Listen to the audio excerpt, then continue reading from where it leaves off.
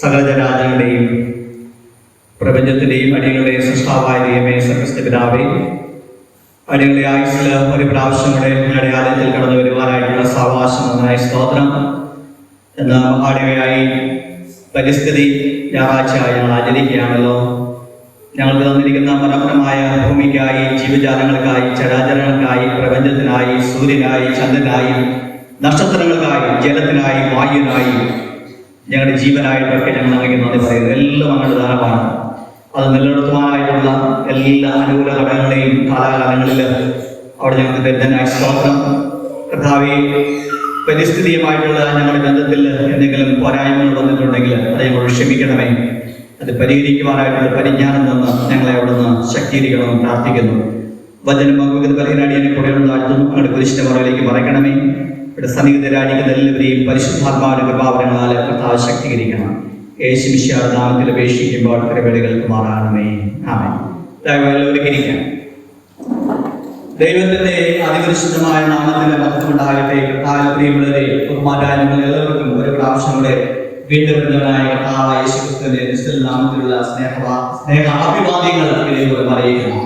ഇന്ന് പരിസ്ഥിതി ഞായറാഴ്ചയായിട്ട് എല്ലാ മഹാദേവ ദേവാലയങ്ങളെല്ലാം ആചരിക്കുകയാണ്. അത് മാത്രമല്ല, മറ്റ് പല സഹോദരി സഭകളിലും പരിസ്ഥിതി ഞായറാഴ്ചയായി ആചരിക്കുകയാണ്. കാരണം ജൂൺ മാസം 5-ാം തീയതി ലോക പരിസ്ഥിതി ദിനമായിരുന്നു. അതുകൊണ്ട് സ്വാഭാവികമായും പരിസ്ഥിതി ദിനം കഴിഞ്ഞ് വരുന്ന വിശുദ്ധ ദിവസം പരിസ്ഥിതി ഞായറാഴ്ചയായിട്ട് നമ്മൾ ആചരിക്കണം. അഭിനന്ദനായ നമ്മുടെ അധ്യക്ഷന്റെ കത്ത് പ്രാരംഭമായിട്ട് വായിക്കാനായിട്ട് ആഗ്രഹിക്കുകയാണ്. അതിലെല്ലാ കാര്യങ്ങളും ഉൾപ്പെട്ടിട്ടുണ്ട് എന്ന് ഞാൻ വിചാരിക്കുന്നു. അധ്യക്ഷന്റെ കത്ത്: ആകാശം ദൈവത്തിന്റെ മഹത്വത്തെ വന്ദിക്കുന്നു, ആകാശവിധാനം അവന്റെ കൈകളിലെ പ്രസ്തുതമാകുന്നു. കർത്താവിൽ പ്രിയ ദൈവജനമേ, യേശുക്രിസ്തുവിൽ സ്നേഹവന്ദനം. പ്രപഞ്ചത്തെ ഏറ്റവും മനോഹരമായും ഭൂമിയെ ജീവന്റെ കേന്ദ്രമായി സൃഷ്ടിച്ച ദൈവത്തിന്റെ മഹത്വം ജൂൺ 5 ലോക പരിസ്ഥിതി ദിനമായി ആചരിക്കപ്പെടുന്ന ദിവസമാണല്ലോ. ദൈവം നിർമ്മിച്ച ഭൂമി, വായു, ജലം എന്നിവ മനുഷ്യന്റെ പ്രവൃത്തിയാൽ മലിനമാക്കപ്പെട്ടു എന്നും വിഷമയമാക്കപ്പെട്ട ഭൂമിയിൽ ജീവന് ആപത്ത് നേരിടുന്നുവെന്നുമുള്ള തിരിച്ചറിവിൽ നിന്നുമാണ് ഭൂമിയെയും പ്രകൃതിയെയും രക്ഷിക്കാൻ പരിസ്ഥിതി ചിന്തകൾ ഉടലെടുത്തത്. ലോകരാജ്യങ്ങൾ പലതും പ്രകൃതി സംരക്ഷണത്തിന് വേണ്ടി പ്രകൃതി സൗഹാർദ്ദ പദ്ധതികൾ നടപ്പിലാക്കി വരുന്നു.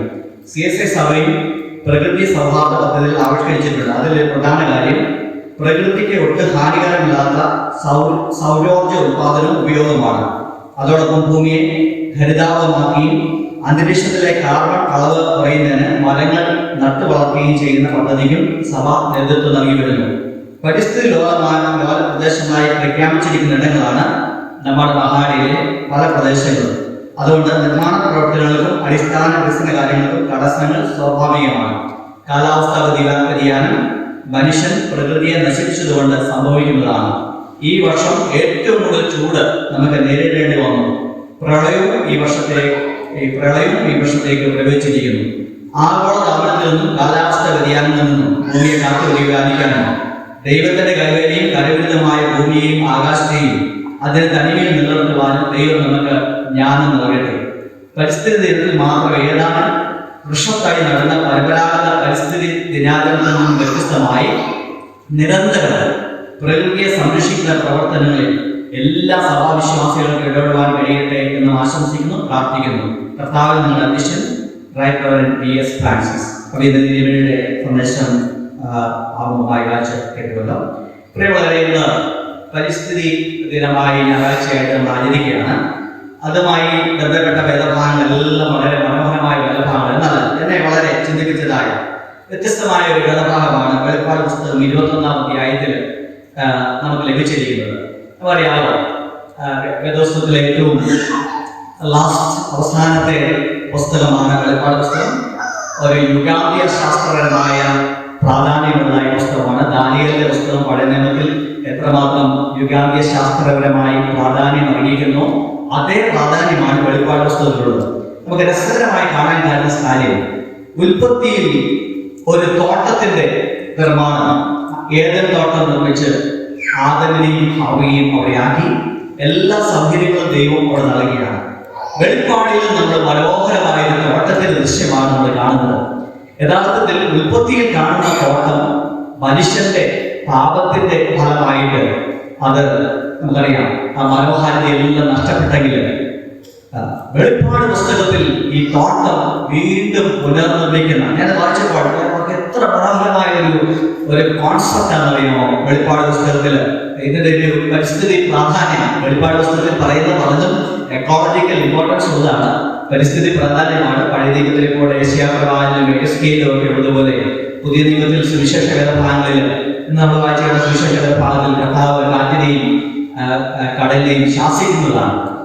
വിശ്വാസത്തെ ശിഷ്യന്മാരുടെ വിശ്വാസത്തെ കർത്താവ് വിശ്വാസത്തെ എത്രമാത്രം വിശ്വാസം നിങ്ങൾക്കുണ്ട് എന്ന് ചോദിക്കുന്നത് നമുക്ക് കാണാൻ സാധിക്കും. ഇവിടെ 21 വെളിപ്പാട് 21 എപ്പോഴൊക്കെ നമ്മളത് വായിച്ചതാണ്. നമ്മുടെ ജീവിതത്തിൽ പ്രതികൂലങ്ങളും വെല്ലുവിളികളും കാഠിന്യമായ ലോകവും മരണത്തോടൊക്കെ സമീപിച്ചിരിക്കുന്ന സമയത്തുമൊക്കെ പ്രത്യാശ പകരുന്നതായ ഒരു ദൈവത്തിന്റെ വചനമാണ് വെളിപ്പാട് 21. ഞാൻ പുതിയ ആകാശവും പുതിയ ഭൂമിയും കണ്ടു.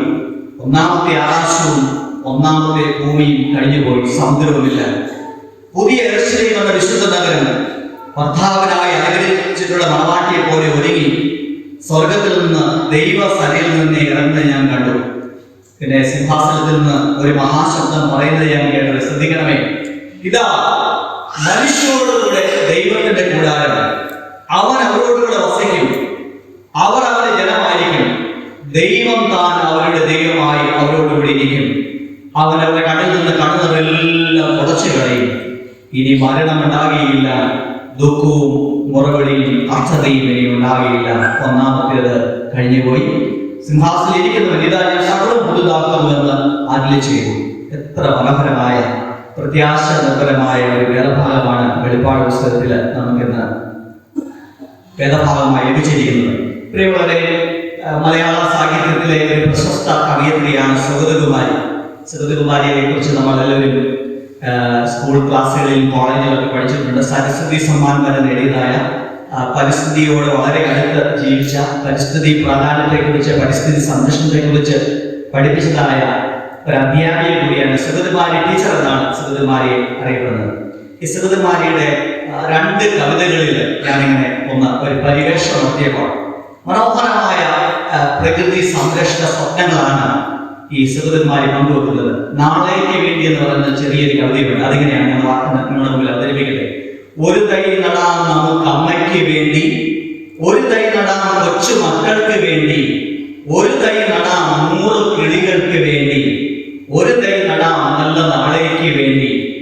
ഇത് പ്രാണവായുവിനായി നടുന്നു, ഇത് മഴയ്ക്കായി തൊഴുതു നടുന്നു, അഴകിനായി തണലിനായി തേൻ പഴങ്ങൾക്കായി ഒരു 100 തൈകൾ നിറഞ്ഞ് നടുന്നു. ഇത്ര മനോഹരമായ ഒരാശയമാണ്. ഒരു തൈ നടാൻ നമുക്ക് അമ്മയ്ക്ക് വേണ്ടി. ആരാണ് നമ്മുടെ ഭൂമി എന്ന് പറയുന്ന, നമ്മളെ സംരക്ഷിക്കുന്ന, നമ്മുടെ ലളിതമായ ഏത് തരത്തിലുള്ള കാര്യങ്ങളെ സഹിക്കുന്ന നമ്മുടെ മാതാവിനെ പോലെ എന്തു സഹിക്കുന്ന, അല്ലെ? കുഴക്കണ്ടടിച്ചാലും കൊള്ളാം, പാറ പൊട്ടിച്ചാലും കൊള്ളാം, ബോംബിട്ടാലും കൊള്ളാം, അടി കൊണ്ട് മിസൈൽ പൊട്ടിച്ചാലും കൊള്ളാം, എല്ലാം സഹിക്കുന്ന, ക്ഷമയോടുകൂടെ സഹിക്കുന്ന ഭൂമി എന്ന് പറയുന്ന മാതാവിന് വേണ്ടി നമുക്ക് ഒരു തൈ നടാം. ഒരു തൈ നടാം കൊച്ചുമക്കൾക്ക് വേണ്ടി. നമുക്ക് മാത്രം ഈ ഭൂമിയിൽ ജീവിച്ചാൽ പോലെ നമ്മുടെ കൊച്ചുമക്കൾ ഇനി വരാനായിട്ടുണ്ട്. കർത്താവിന്റെ 2ാമത്തെ വരവ് വരെ ഈ ഭൂമി ഇതുപോലെ മുമ്പോട്ട് പോകണം. ഈ ഭൂമി മാത്രമേ ഉള്ളൂ, വേറെ ജീവിക്കാനായിട്ട് സാധിക്കത്തില്ല. ചൊവ്വയിലോ ചന്ദ്രനിലോ ഒന്നും പോയി ജീവിക്കാൻ സാധിക്കില്ല. ജീവൻ നിലനിൽക്കുന്നത് ഈ ഭൂമിയിൽ മാത്രമാണ്. ഒരു തൈ നടാം 100 കിളികൾക്ക് വേണ്ടി. തൈ നടുക, കിളികൾ വരട്ടെ. കിളികളൊക്കെ ഈ അടുത്ത സമയത്ത് തുമ്പികളെ കുറിച്ച് പഠനം നടത്തിയിട്ടുണ്ട്. പ്രിയമുള്ളവരെ, നമ്മൾ പണ്ട് കണ്ടിരുന്ന ഒരു തുമ്പിയാണ്, ഒരു ചുമന്ന കളറുള്ള തുമ്പി. ആ തുമ്പി ഇപ്പം കാണാനില്ല. ഈ തുമ്പി എന്താണ് ഇല്ലാത്തതെന്ന് അറിയാമോ? നമ്മുടെ പരിസ്ഥിതിയുടെ ദുർബലതയാണ് ഈ തുമ്പി ഇല്ലാത്തതിന്റെ ലക്ഷണം എന്ന് പറയുന്നത്. എന്നാൽ മറ്റൊരു തരത്തിൽ തുമ്പിയുണ്ട്, കറുത്ത തുമ്പി. ഈ കറുത്ത തുമ്പി മലിന ജലത്തിൽ പോയി മുട്ടയിട്ട് ജീവിക്കുന്ന, അല്ലെങ്കിൽ അതിന്റെ വംശവർദ്ധനം നടത്തുന്ന തുമ്പിയാണ് കറുത്ത തുമ്പി. അത് ഇഷ്ടംപോലെ നമ്മൾ ചുറ്റുപാടിൽ കാണാം. ഞാൻ സ്കൂളിൽ പഠിച്ച കാലത്ത് ഈ ചുമന്ന തുമ്പിയെ പിടിച്ച് കല്ല് എടുപ്പിച്ചത് ഓർക്കുന്നു. തുമ്പിയെ കൊണ്ട് കല്ലെടുപ്പിക്കുന്നത് ഒരു രസകരമായിരുന്നു. ഇന്ന് ആ ചുമന്ന തുമ്പിയെ കാണാനായിട്ടില്ല. കാരണം അതിന് ഇവിടെ ജീവിക്കാനായിട്ട് സാധിക്കുന്നില്ല. നമ്മൾ കണ്ടിട്ടുണ്ടല്ലോ, നമ്മുടെ മരങ്ങളിലൊക്കെയുള്ള ഒരു ഉറുമ്പാണ് ചുമന്ന ഉറുമ്പ്, നീറെന്ന് നമ്മൾ വിളിക്കും. നീറന്ന് പറഞ്ഞ ഉറുമ്പ് ഇന്ന് അപ്രതീക്ഷിതമായി കൊണ്ടിരിക്കുകയാണ്. നല്ല കാലാവസ്ഥയുള്ള, നല്ല പരിസ്ഥിതിയുടെ ഗുണങ്ങളുള്ള സ്ഥലങ്ങളിൽ മാത്രമേ നീറെന്ന് പറയുന്ന ഉറുമ്പ് കാണത്തുള്ളൂ. അല്ലെങ്കിൽ നമ്മൾ കാണുന്ന കട്ടുറുമ്പും കറത്തി ഉറുമ്പും ഒക്കെയാണ്. നീറെന്ന് പറഞ്ഞ ഉറുമ്പിനെ നമ്മൾ നഷ്ടമായിക്കൊണ്ടിരിക്കുകയാണ്. അപ്പോൾ എത്രമാത്രം അർത്ഥവത്താണ് നമ്മുടെ പ്രകൃതിയെ സംരക്ഷിക്കുക. അതുപോലെ തന്നെ നമ്മൾ എത്രയോ രാത്രിയിൽ കിടന്ന് മഴ അല്ലെ, രാത്രിയിൽ കിടന്ന് മഴയത്ത് തണുപ്പത്ത് കുളിർന്ന് കിടന്ന് നമ്മൾ ഉറങ്ങി. പക്ഷേ സുഗതകുമാരിയുടെ രാത്രി മഴ എന്ന് പറയുന്ന ഒരു കവിതയുണ്ട്. അതിൽ ആ മഴയുടെ സൗന്ദര്യം ഒന്ന് വരച്ചു വെക്കുന്നത് നിങ്ങൾ കേട്ടു. ഇങ്ങനെയാണ്: രാത്രി മഴ ചുമ്മാതെ കേണും ചിരിച്ചും വിതുമ്പിയും നിർത്താതെ പിറുപിറുത്തും നീണ്ട മുടി തുലച്ചും കുനിഞ്ഞിരിക്കുന്ന ഒരു യുവതിയാം ഭ്രാന്തിയെ പോലെ രാത്രി മഴ. രാത്രി മഴ ചുമ്മാതെ കേണും ചിരിച്ചും വിതുമ്പിയും നിർത്താതെ പിറുപിറുത്തും നീണ്ട മുടി തുലച്ചും കുനിഞ്ഞിരിക്കുന്ന ഒരു യുവതിയാം ഭ്രാന്തിയെ പോലെ രാത്രി മഴ. എത്ര മനോഹരമായ ഒരു യുവമല്ലേ. നമ്മൾ എത്രയോ രാത്രികളിൽ മഴയത്ത് വലിയ ശക്തമായ മഴയത്ത് കിടന്നിറങ്ങിയിട്ട് നമുക്കിങ്ങനെ ഒരു അവബോധമൊന്നും ഉണ്ടായില്ല.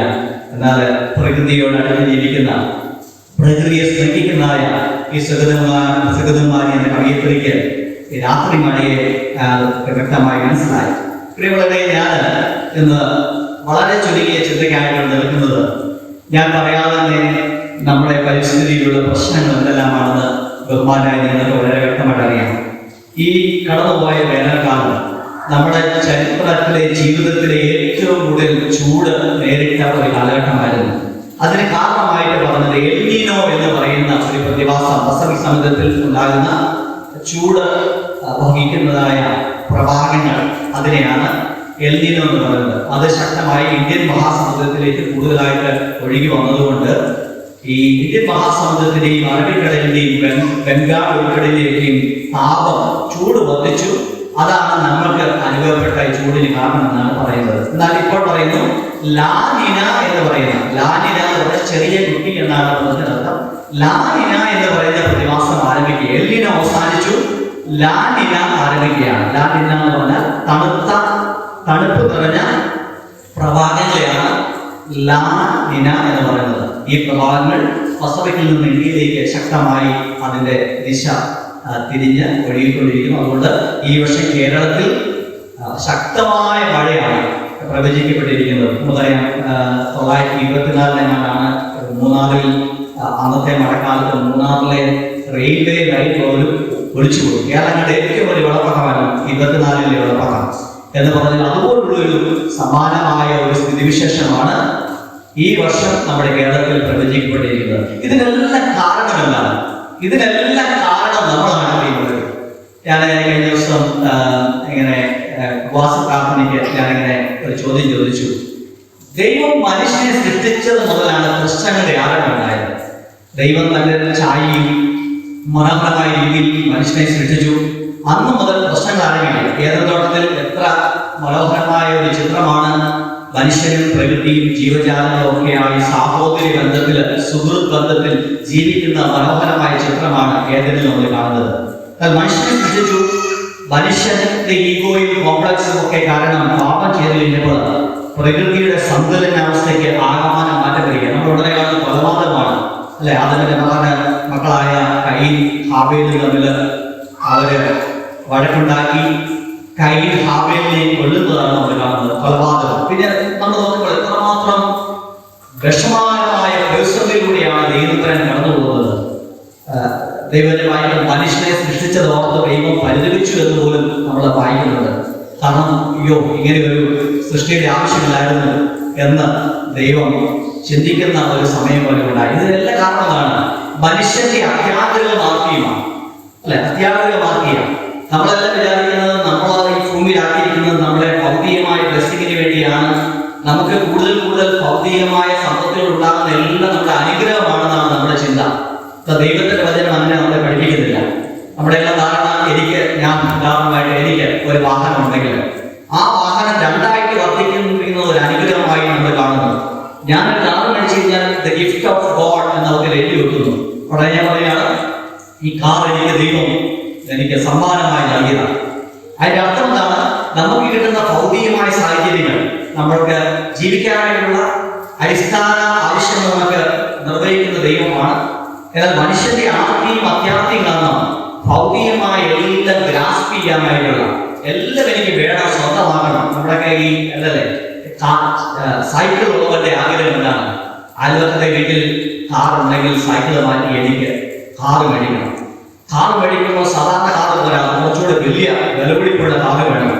എന്റെ വീട് മനോഹരമാണ്, രാത്രിയിൽ കിടന്ന് ഉറങ്ങാനായിട്ട് സാധിക്കുന്നു. ഓടിട്ടാണെങ്കിലും പുല്ലിട്ടാണെങ്കിലും എനിക്ക് സുഖമായിട്ട് കിടന്നുറങ്ങാം. പക്ഷെ അയൽവക്കക്കാരന്റെ വീട് 2 നില ആയതുകൊണ്ട് എന്റെ വീട് ഇടിച്ചു പൊളിച്ച് കളഞ്ഞിട്ട് ഞാൻ 2 നില വീട് പണിയുകയാണ്. ലോൺ എടുത്താലും കുഴപ്പമില്ല, ഇനി ബാങ്കുകാരെ ജപ്തി ചെയ്താലും സാധനമില്ല. കേരളത്തിൽ തന്നെ 15,000-ഓളം വീടുകളാണ് ഒഴിഞ്ഞു കിടക്കുന്നത്.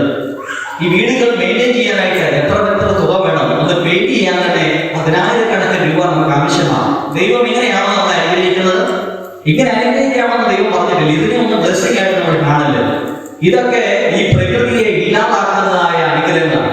ഇങ്ങനെയുള്ള അനുഗ്രഹങ്ങൾ നമ്മൾ തന്നെ നാശത്തിലാവുക. ഇന്നത്തെ ഈ കാർബണിന്റെ ഏറ്റവും അധികം കാർബൺ ആഗിരണം, ഗ്ലോബൽ വാർമിംഗ്, അതിന്റെ കാരണം എന്താണെന്ന് അറിയാമോ? കോൺക്രീറ്റ് സൗധങ്ങൾ, കോൺക്രീറ്റ് ബിൽഡിങ്ങൾ.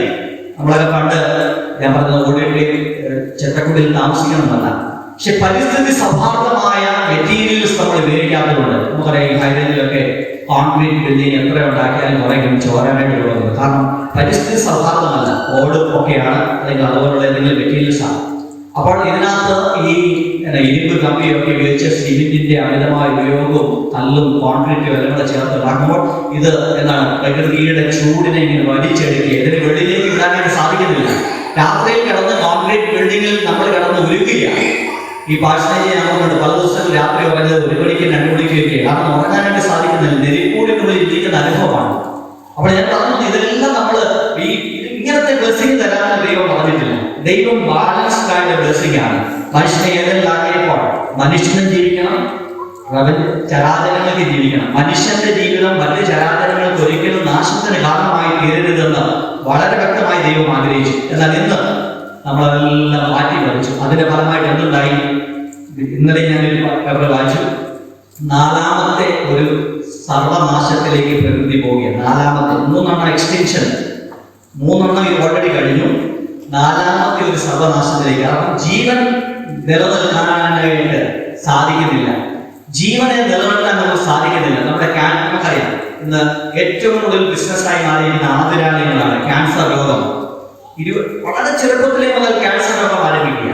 ഡയബറ്റീസ് പണ്ടൊന്നുമില്ലായിരുന്നു. 90 വയസ്സുള്ള അപ്പച്ചൻ അല്ലെ അമ്മച്ചിയൊക്കെ വളരെ ആരോഗ്യത്തോടുകൂടെ 100 വയസ്സ്, കഴിഞ്ഞ ദിവസം 102 വയസ്സും ഒക്കെ ഉള്ളവരുടെ ശവസംസ്കാര ശുശ്രൂഷകൾ കാണുകയുണ്ടായി. ആരോഗ്യത്തോടുകൂടി ജീവിച്ചു. എന്നാൽ ഇന്ന് 20ാമത്തെ വയസ്സിൽ കരൾ രോഗവും കിഡ്നി രോഗവും ക്യാൻസർ രോഗവും വരികയാണ്. കാരണം എന്താണ്? പ്രകൃതിയുമായിട്ടുള്ള ബന്ധത്തിൽ ഏറ്റക്കുറച്ചിലുണ്ടായി. പ്രകൃതി അനാവശ്യം. ദൈവത്തിന്റെ ഈ പ്രകൃതി നമ്മുടെ ആരും സ്വന്തമല്ല. നമ്മുടെ ധാരണ ഇത് ദൈവം എനിക്ക് തന്നിരിക്കുന്നതാണ്, ഞാൻ എനിക്ക് എന്റെ സ്വന്തമാണ്. അങ്ങനല്ല. എത്രയോ വർഷങ്ങളായി, കോടിക്കണക്കിന് വർഷങ്ങളായി ഈ ഭൂമി ഇവിടെ നിലനിൽക്കുന്നു. ഇനി എത്രയോ കോടിക്കണക്കിന് വർഷം, ഇനി 500 കോടി വർഷം കൂടെ ഉണ്ട് സൂര്യന്റെ ആയുസ്സെന്നാണ് ശാസ്ത്രജ്ഞന്മാർ പറയുന്നത്.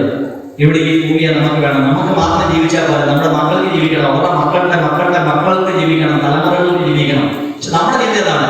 എനിക്ക് മാത്രം ജീവിച്ചാൽ മതി, ഞാൻ മാത്രം ഇതെല്ലാം അനുഭവിക്കും, വേറെ ആർക്കും വലിയ സ്ഥാനമില്ല. അങ്ങനെയാണ് നമ്മുടെ വികസന പ്രവർത്തനങ്ങൾ. അതുകൊണ്ട് പ്രിയമുള്ളവരെ, ഇന്ന് വലിയൊരു ദുരന്തത്തിലേക്ക് വന്നുകൊണ്ടിരിക്കുകയാണ്. നമ്മൾ എപ്പോഴെങ്കിലും ശ്രദ്ധിച്ചില്ലെങ്കിൽ ഈ പരിസ്ഥിതി ദിനത്തിൽ മാത്രം 2 മരത്തെ നട്ടുകൊണ്ടൊന്നും പരിഹരിക്കാതെ പ്രശ്നമല്ല. നമ്മുടെ ലൈഫ് സ്റ്റൈൽ നമ്മൾ മാറ്റേണ്ടിയിരിക്കുന്നു. ലൈഫ് സ്റ്റൈൽ എന്ന് പറഞ്ഞാൽ പ്രകൃതിയോട് ഇണങ്ങിയുള്ള ജീവിതമല്ലാതെ ഇനി മുൻപോട്ട് പോകാനായിട്ടാണ് നമ്മൾ ശ്രമിക്കുന്നെങ്കിൽ, നിങ്ങൾക്കറിയാമോ, കൊച്ചി ഉൾപ്പെടെ വെള്ളത്തിൽ മുങ്ങാനായിട്ട് പോവുകയാണ്. ബംഗ്ലാദേശ് ഓൾറെഡി പകുതി ഭാഗം മുങ്ങിയിരിക്കുകയാണ്. കൊച്ചി അടുത്ത 20 വർഷത്തിൽ കൊച്ചി ഈ പൊങ്ങത്തുന്ന അപ്രത്യക്ഷമാണ്. കാരണം ആന്റാർട്ടിക്കയിലെ ഐസ് ബാലൻസ് ചെയ്യാനായിട്ട് ദൈവം വെച്ചിരുന്ന ഐസ് ഒക്കെ ഉരുകി അത് സമുദ്രത്തിലെ ജലത്തിന്റെ അളവ് കൂട്ടി. അതുകൊണ്ട് ദൈവം എല്ലാം ബാലൻസിലാണ് ക്രമീകരിച്ചിരിക്കുന്നത്. ആ ബാലൻസ് തെറ്റിപ്പോയത് കൊണ്ട് കാർബൺ ഭൂമിക്ക് വെളിയിലേക്ക് വികൃതീകരിക്കേണ്ട കാർബണെ സ്റ്റോർ ചെയ്യുന്ന വികസന പ്രവർത്തനം, നമ്മുടെ കാറും ഈ പെട്രോളിന്റെ ഗ്യാസിന്റെ ഉപയോഗവും എല്ലാം തന്നെ നമ്മുടെ വീട്ടിലെ റെഫ്രിജറേറ്റർ നമ്മൾ തുറക്കുകയും അടക്കുകയും ചെയ്യുമ്പോൾ നിങ്ങൾ ഓർക്കണം, ഓസോൺ എന്ന് പറയുന്ന മാരകമായ അൾട്രാവയലറ്റ് രശ്മികൾ ഭൂമിയിലേക്ക് വന്ന് ക്യാൻസർ ഉണ്ടാകാതിരിക്കാൻ വേണ്ടി ദൈവം ഭൂമിക്കുണ്ടാക്കിയ പുതപ്പാണ് ഓസോൺ ലെയർ. അതിന് സുഷിരം വരുത്തുന്നതാണ് നമ്മുടെ വീട്ടിലെ റെഫ്രിജറേറ്റർ. നമ്മൾ AC ഉപയോഗിക്കുന്നത് ഇതെല്ലാം ഇതിനെ നശിപ്പിച്ചുകൊണ്ടിരിക്കുക. അതുകൊണ്ട് എന്ത് ചെയ്യണം? നമ്മളിങ്ങനെ വിലപിക്കുകയും പരിതപിക്കുകയും മാത്രം ചെയ്താൽ മതിയോ? ചില വാക്കുകൾ ശ്രദ്ധിക്കാൻ 2-3 കാര്യങ്ങൾ പറഞ്ഞുകൊണ്ട് ഇന്ന് ഈ വേദഭാഗങ്ങൾ മനോഹരമായ ചില പ്രശ്നങ്ങൾ തരുന്നുണ്ട്. നാശത്തിലേക്ക് പോകാനായിട്ടല്ല ദൈവം ആഗ്രഹിക്കുന്നത്. ദൈവം നാശത്തിന്റെ ദൈവമല്ല, സർവനാശവും വരുത്തിയാണെന്നുള്ള ദൈവത്തിന്റെ ആഗ്രഹം. അങ്ങനെയാണെങ്കിൽ കർത്താവായ യേശുക്രിസ്തു കാലുകളിലേക്ക് വരേണ്ട കാര്യമുണ്ടായിരുന്നു. നമ്മുടെ ലൈഫ് സ്റ്റൈലിൽ മൊത്തത്തിൽ ഒരു മാറ്റം ഉണ്ടാകും. പ്ലാസ്റ്റിക്കിന്റെ അമിതമായ ഉപയോഗം, അത് ഗവൺമെന്റ് തന്നെയാണ് അതിന് ലൈസൻസ് കൊടുക്കുന്നത്. എന്താണ് ഇത്? വളരെ ലാഭമുള്ള ഒരു പരിപാടിയാണ്. പ്ലാസ്റ്റിക്കിൽ നിന്നും നല്ല ലാഭം ഗവൺമെന്റ് ടാക്സ് ആക്കിയിരിക്കുന്നത്. അതിനെ അവസാനിപ്പിക്കാൻ തയ്യാറാണ്. നമ്മുടെ ഈ പരിസ്ഥിതി സൗഹാർദ്ദമായ നമ്മുടെ വാഴയിലെയും പാളയും കൊണ്ടൊക്കെയുള്ളതായ പല പ്രൊഡക്റ്റുകളും ഒക്കെ ഉണ്ടാക്കാൻ സാധിക്കും. നമ്മുടെ പേപ്പർ കൊണ്ട് ഈ പ്ലാസ്റ്റിക്കിന്റെ ഉപയോഗത്തിന് അതിന് തക്കതായ വിധത്തിലുള്ള മറ്റ് പല കാര്യങ്ങളെയും നമുക്ക് ഉണ്ടാക്കിയെടുക്കാൻ സാധിക്കും. അല്പമൊന്നും മെനക്കെടണമെന്ന് മാത്രമേ ഉള്ളൂ. അതുപോലെ നമ്മൾ കുറച്ചുകൂടി മിനിമലൈസ് ആയിട്ട് ഒരു സിമ്പിൾ ലൈഫ് സ്റ്റൈലിലേക്ക് നമ്മൾ വരണം. നമ്മുടെ ഇന്നത്തെ ഈ നമുക്കറിയാം ആഡംബരം കൂടുന്നതനുസരിച്ച് പ്രകൃതി ഇല്ലാതായിക്കൊണ്ടിരിക്കുക. ഈ വസ്ത്രങ്ങൾ തന്നെ ഇപ്പം നമുക്ക് ഒരാഴ്ചയിൽ ഒരു 7 വസ്ത്രങ്ങളുണ്ടെങ്കിൽ ഇതൊക്കെ സ്പിന്നിങ് മില്ലിലൂടെ സ്പിൻ ചെയ്തെടുക്കുമ്പോൾ ഈ പ്രകൃതിയാണ് ഇല്ലാതാകുന്നത്. അപ്പോൾ ഇതുപോലുള്ള എല്ലാ കാര്യങ്ങളും പരിസ്ഥിതി ഇല്ലാതാക്കിയാണ്. അതുകൊണ്ട് പ്രിയമുള്ളവരെ നമ്മൾ എന്ത് ചെയ്യണം? 3 കാര്യങ്ങൾ പങ്കുവച്ചുകൊണ്ട് വാക്ക് സ്മരിക്കട്ടെ. ഇന്നത്തെ വേദഭാഗങ്ങളെല്ലാം ശക്തമായ ദർശനം നൽകുന്നതാണ്. പ്രത്യേകിച്ച് സങ്കീർത്തനം 19 വളരെ മനോഹരമായ ഒരു വിവരണമാണ് നമ്മൾ കാണുന്നത്. സങ്കീർത്തനം 19 വളരെ മനോഹരമായ രീതിയിൽ എങ്ങനെയാണ് പ്രകൃതിയെ സംരക്ഷിക്കുന്നത്, പ്രകൃതിയും പ്രപഞ്ചവും മനുഷ്യനുമായിട്ടുള്ള ബന്ധം എങ്ങനെയാണ് എന്ന് വളരെ ശക്തമായിട്ട് അവിടെ നമുക്ക് കാണാൻ സാധിക്കും. നമ്മൾ ഈ സങ്കീർത്തനം 19 പ്രകൃതി സൃഷ്ടാവായ ദൈവത്തെ മഹത്വീകരിക്കുന്ന ഒരു പ്രകൃതിയാണ് നമുക്കുള്ളത്. ലൂക്കോസിന്റെ വിശേഷത്തിൽ പ്രകൃതിയെ ദൈവപുത്രനെ അനുസരിക്കുന്നു. ഈ വെളിപ്പാട് പുസ്തകത്തിൽ നവീകരിക്കുന്ന ഒരു ദൈവത്തെയാണ്, പുതുക്കുന്ന ദൈവം, പുതിയ ആകാശവും പുതിയ ഭൂമി. ഈ ഒരു ചിന്തയുടെ മധ്യത്തിൽ 3 മോഡലുകൾ പരിപാലനത്തിലുള്ള ഈ പ്രകൃതിയെ സൂക്ഷിക്കണം. പ്രിയമുള്ളവരെ, പ്രകൃതിയെ നമ്മൾ സംരക്ഷിക്കണം. പ്രകൃതി മണ്ണെന്ന് പറയുന്നത് മണ്ണിൽ നിന്നാണ് നമ്മൾ എടുത്തിരിക്കുന്നത്. മണ്ണുമായിട്ടുള്ള ബന്ധം നഷ്ടപ്പെട്ടതുകൊണ്ടാണ് പല രോഗങ്ങളെയും കാരണം. മണ്ണിനോട് നമുക്ക് വലിയ അഭേദ്യമായിട്ട് നമ്മൾ മനുഷ്യാണ് ഈ മണ്ണാവുന്നത്. മണ്ണിലേക്ക് തന്നെ മടങ്ങിപ്പോകണം. നമുക്ക് ക്രിസ്തവയെ സൂക്ഷിക്കാനും സാധിക്കത്തില്ല. മണ്ണിലേക്ക് മടങ്ങിപ്പോകണം. മണ്ണിന്റെ ഘടകങ്ങളായ നമ്മുടെ ശരീരം കുറെ കഴിയുമ്പോൾ മാറും. അതിൽ നിന്ന് പുതിയ പുതിയ കാര്യങ്ങൾ ഉളവാക്കുവാനായിട്ട് ദൈവത്തിന് സാധിക്കും. വായു, ജലം, പഞ്ചഭൂതങ്ങളെ കുറിച്ച് നമ്മൾ കേട്ടിട്ടുണ്ടല്ലോ. അതുകൊണ്ട് 3 തരത്തിലുള്ള പരിപാലനം. ഒന്ന്, നമുക്ക് ഏറ്റവും നല്ലൊരു അസറ്റിക് മോഡലാണ്. നമ്മുടെ ദൈവവചനം വളരെ വ്യക്തമായി പറയുകയാണ്, സന്യാസി വര്യന്മാര്, ആശ്രമ വര്യന്മാരൊക്കെ ജീവിക്കുന്ന ഒരു മോഡൽ. എന്താണ്? പരിസ്ഥിതി പ്രശ്നങ്ങളുടെ മൂലകാരണം അത്യാഗ്രഹമാണ്, സെൽഫിഷ്നസ്, ആർത്തിയെ മഹാത്മാഗാന്ധി പറഞ്ഞത് മനുഷ്യന്റെ ആർത്തിക്കുള്ള വിഭവങ്ങളിൽ മുന്നിലില്ല. അത്യാവശ്യമുള്ള മാത്രമേ ഉള്ളൂ, ആർത്തിക്കുള്ള വിഭവങ്ങളിൽ മുന്നിലില്ല. അത് തന്നെ നമ്മൾ കഴിഞ്ഞ പ്രാവശ്യം കൂടെ വന്നപ്പോൾ നമ്മുടെയൊക്കെ കിണറ്റിലേക്ക് വെള്ളം താഴെ പോയി. നമ്മൾ ഓർക്കുന്നത് ഒരിക്കലും പറ്റത്തില്ലെന്ന് ഓർത്തോണ്ടിരുന്നതാണ്. പക്ഷെ നമ്മുടെ കുഴക്കിണറ്റിലേക്ക് വെള്ളം താഴെ പോയി. ഇവൻ ഈ പ്രദേശത്തൊക്കെ വെള്ളം പറ്റാത്ത നമ്മുടെ ഹോസ്പിറ്റലിന്റെ കിണറും പള്ളിയുടെ കിണറിലൊക്കെ വെള്ളം കുറച്ച് താഴേക്ക് പോകാൻ തുടങ്ങി. സൂചനയാണ്. കാരണം അത്യാഗ്രഹത്തോടുകൂടി നമ്മൾ ഇതിന് വീഴ്ച കഴിഞ്ഞാൽ കുറെ കഴിഞ്ഞാൽ വെള്ളം ഉപയോഗിക്കാൻ കാണത്തില്ല. വെള്ളം ഇല്ലെങ്കിൽ നമ്മുടെ ജീവിതമല്ല, അല്ലേ? ഓക്സിജൻ തന്നെ ഇപ്പോൾ ഓക്സിജൻ സിലിണ്ടർ ഉപയോഗിക്കേണ്ട കാലഘട്ടത്തിൽ വന്നിരിക്കുകയാണ്. ഈ ഇപ്പോൾ ശ്വസിക്കുന്ന വായു വിഷം നിറഞ്ഞ വായു, അതാണ് ശ്വാസകോശ ക്യാൻസറിന്റെ പ്രധാന കാരണം. എയർ പൊല്യൂഷൻ, വായു മലിനീകരണം, ജലമലിനീകരണം, ഭൂമി മലിനീകരണം, ഖരമലിനീകരണം, മലിനീകരണത്തിന്റെ ഒരു ലോകത്തെ പറഞ്ഞിരിക്കുന്നത്. എല്ലാം വിഷം നിറഞ്ഞിരിക്കുക. അമ്മയുടെ മുലപ്പാലിൽ നിന്ന് പോലും വിഷമാണ് കുഞ്ഞുങ്ങൾ കുടിക്കുന്നത്. ഇവർ ശരീരത്തിലെ രക്തത്തിനുള്ളിൽ പ്ലാസ്റ്റിക്കിന്റെ ചെറിയ ചെറിയ പാർട്ടിക്കിൾസ് കണ്ടെത്തിയിട്ടുണ്ട്. ബ്ലഡിലൂടെ പോലും പ്ലാസ്റ്റിക്കാണ് പോകുന്നത്. അങ്ങനെ ലോകത്തിൽ ഒന്ന് നമ്മൾ ചെയ്യേണ്ടത് ഒരു അസറ്റിക് മോഡൽ, ആശ്രമത്തിന്റെ മാതൃകയിൽ ഉണ്ടാകണം.